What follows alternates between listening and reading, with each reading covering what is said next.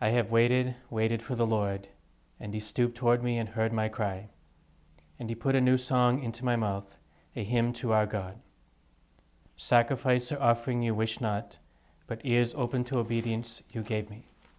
Holocausts or sin offerings you sought not. Then said I, Behold, I come. In the written scroll it is prescribed for me to do your will, O my God, is my delight, and your law is within my heart. These are some of the words from Psalm 40, and the book of Psalms is a kind of book that we don't often pay a whole lot of attention to when we hear it recited or sung during a Mass. Sometimes we just view it as a kind of filler to some empty space during the liturgy, and we don't really pay attention to the words. Well, perhaps we don't pay attention enough to them.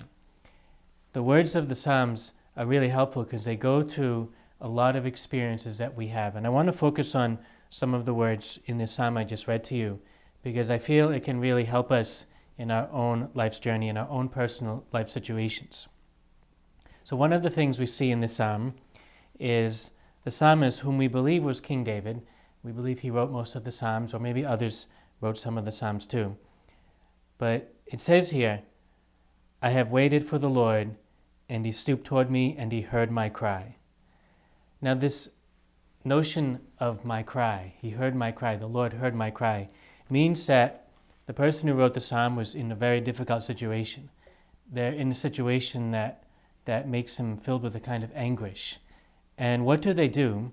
Is they turn to the Lord, they cry out to God. And that is a first lesson for us when we are in some kind of a personal crisis. You know, people can experience all kinds of personal crises, and it could be a personal crisis that only you know about. And it's a kind of crisis that makes you feel that things have fallen apart totally, and you don't know what to do. Well, in this psalm, the sacred scripture tells us that we have to turn to God in prayer. We have to cry out to the Lord. What happens to us sometimes is when we enter some kind of a personal crisis, prayer goes out the window. It's kind of like we say, I don't have time to pray, I gotta solve this crisis. I have to get rid of this crisis. And we don't turn to prayer, we don't turn to God. Well, the scripture tells us that we need to turn to prayer. We have to make an effort to turn to God. Because you know, in your personal crisis, one of the things you need to remember is that God is still your Father. He's still all good, all loving, and all powerful. And He's much bigger than the crisis you're going through. And the scripture of this psalm calls us to recognize that truth and turn to God in prayer. And then we see another movement in this psalm. Is it says that right in the beginning here, I waited for the Lord. I waited for God. In other words, it's calling us to patiently wait for God to hear our prayer. Remember that God's divine providence is always at work. And even if you're in the middle of a personal crisis now, divine providence is working. And you have to trust in divine providence. You have to abandon yourself to divine providence. So we have these two movements of the heart that we can try to imitate when we are in some personal crisis. Number one, we have to pray. Prayer is very necessary. And number two, we have to wait. We have to wait for God to do something. We have to keep our spiritual eyes open to see where the hand of God is going to lead us and to lead the whole situation.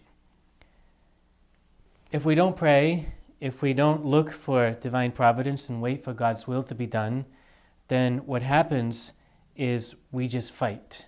And we just want to fight the crisis. We want to eliminate the crisis. We don't want to look for a solution. We just want to fight and fight and fight. And when you do that fighting, then you can actually do a lot of irrational things. In these days where we have text messaging abilities and emails and all that stuff and social media, in the midst of your fight of whatever your personal crisis is, you could start sending out some really bad messages to people. You could do things to people that are really hurtful. Not because you want to hurt them, but because you're trying to fight your crisis, trying to get rid of your crisis. Well, prayer and looking for divine providence, trusting in God's providence, is a way to move differently in your personal crisis. Now, Another movement we see in this psalm is it goes on to say that he put a new song into my mouth, the Lord does, a hymn to our God. In other words, there is a sense of joy at what God does, at God's will and his providence.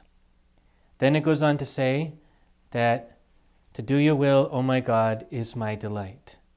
So in the midst of personal crises, there's a commitment to do the will of God. So think about these movements. First, you turn to God in prayer. And then you wait. You patiently wait for God to act. Now, I want to say that in your personal crisis, if you have one, or if you ever go into one in the future, it's okay to try to practically solve it. That's smart to do. But you have to do it with the right spirit. And that's the spirit of devotion to the mystery of God, prayer, and then waiting for God to act.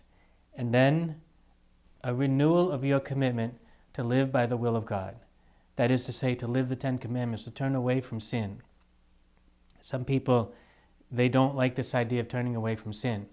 You may have no sin in your life that has caused you personal crisis. It might be something else. But all of us can grow in living a life of holiness. And if we don't want to live this life of holiness, if we don't want to live by the commandments of the Lord, and yet we cry out to God, it doesn't make sense. It's like we're saying to the Lord, Lord, please solve my crisis, but I don't care to do your will. It's like we're trying to go north and south at the same time. You really can't do that. You might be able to do it for a little while, but it really doesn't work. You have to renew your commitment to do the will of God. I want to think about this practically in your own life. Mother Teresa had a prayer that she used to say. She would say it 9 times, and it was the Memorare prayer, the prayer to Our Lady. You can look it up. It's called the Memorare. Remember, O most gracious Virgin Mary, that never was it known that anyone who fled to your protection, implored your help, or sought your intercession was left unaided. Inspired with this confidence, I fly unto thee, O Virgin of Virgins, my Mother. To thee I come, before thee I stand, sinful and sorrowful. O Mother of the Word incarnate, despise not my petitions, but in your mercy hear and answer me. There, that's the prayer. But you can look it up so you can try to memorize it. And she would say this 9 times. But I also heard that we can have something called a spiritual 911, and I really recommend it. You know, when you're in an emergency situation that involves a threat to people's well-being and their life, in some countries in the United States we have 911. You call 911 and the police and the fire department and the rescue squad will show up very quickly. It's a very good service that we have. Well, here's a set of prayers that can be like a spiritual 911. You're in the middle of a crisis, a personal crisis that seems to have shattered your life into a million pieces. 9, say the Memorare prayer 9 times. 1, say the Rosary once. And then the other one is say the Chaplet of Divine Mercy. There's your spiritual 911. The Memorare prayer 9 times, the Rosary 1 time, and the Chaplet of Divine Mercy 1 time. And bring your crisis to those prayers. And you know, when you pray, when your prayer is really your biggest response to your crisis, you start to realize that God is working something. Prayer is powerful.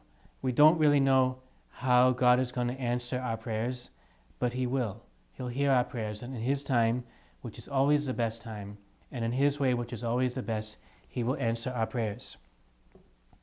Well, when you pray, you start to have a sense of peace.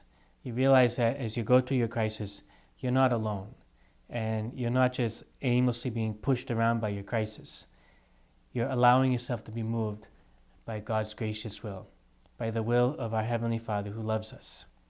When we wait for God to answer our prayers, we wait to see how His providence is moving in our life and the lives of so many other people, we come to realize that there's a bigger purpose. And you know, it could be the case that the grace that God is going to give to you, that He is giving to you, is buried deep within the crisis you're going to. It could be right there. It's like the diamond that they find in the rock. They go through all the rock and they find that diamond. There could be a real grace from the Lord buried deep within the crisis you have itself. And you know, God can bring good out of even the most difficult of situations. When you pray, when you trust in God's providence, you develop this awareness that something good will come to you. It may not come in the way you want, but it will come.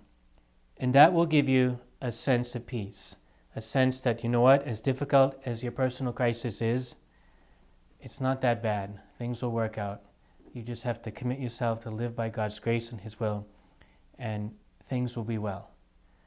And so think about this when you enter into whatever crisis you may enter, whether that crisis was made by you, by your own sins or by your own mistakes, or whether it was made by others, by their negligence, by their misunderstanding, or even by their malice. Or maybe that crisis was manufactured simply by just the way life goes, and there's no blame to put anywhere. There's no sin, there's no any kind of conflict. It's just the way life went, the way things go. Whatever that crisis is, make this your plan of action. Number 1, you will take time to pray. Prayer will be a priority of yours. You won't put it aside. It'll be your biggest response to your crisis. Number 2, you will wait. You will patiently wait. You'll actually develop this idea that patience and waiting is an active response, that you'll wait to see how God works. You'll trust that He's going to work in a good way. And number 3, renew your commitment to do the will of God. That might mean you need to repent of some sins. It might mean that you need to repent of sins that have nothing to do with your crisis. When we examine our lives honestly before God, we all come to realize that we can do better at being disciples of the Lord Jesus. And then, really, as you come to realize that God is good and He's still with you, you can find some sense of joy in the midst of your crisis. And who knows how God will solve your crisis. It may take a long time, but if we believe that He is our Father and He loves us, things will work out for the best for everyone. So brothers and sisters, as we come to whatever situation in our life that can be very difficult or even painful, let us try to imitate the lesson of this little psalm. And who knows that following these ways may just help us have a peace that can never be taken away from us, and help us to understand that God's will is always good. God bless you.